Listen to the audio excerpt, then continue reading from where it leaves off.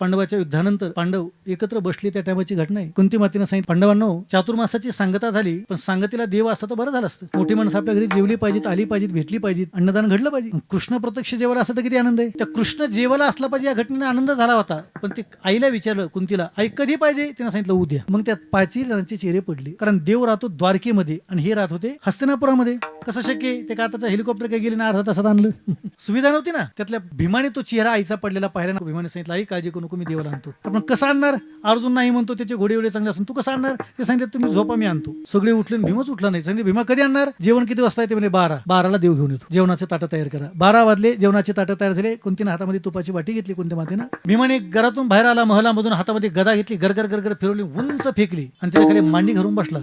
श्रीकृष्ण गोविंद हरे मुरारे, हे नाथ नारायण वासुदेव.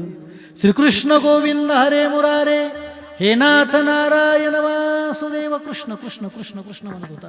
वरून आलेली गदा भीमाच्या डोक्यात पडणार. देवाने सगुण रूप धारण केलं, वरतीवर गदा पकडली. देवाचा प्रश्न, भीमा वरून आलेली गदा डोक्यात पडली असं तर मेला असताच ना. एकदा कॉल करायचा, नाही कळलं. त्याने सांगितलं, देवा सकाळी उठल्यापासून तुला फोन लावत होतो, पण कोणतरी एक बाई बोलत होती, this passage is not available on your telephone.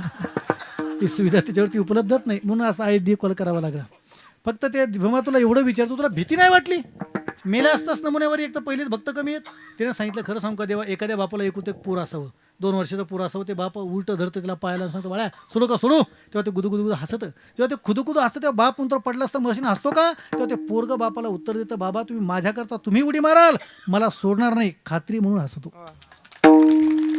तसं भीमाचं उत्तर, देवावरून आलेली गदा तू तुझ्या डोक्यात पडू दिली असती, पण माझ्या डोक्यात पडूच दिली असती अशी पूर्ण खात्री म्हणून हसलो.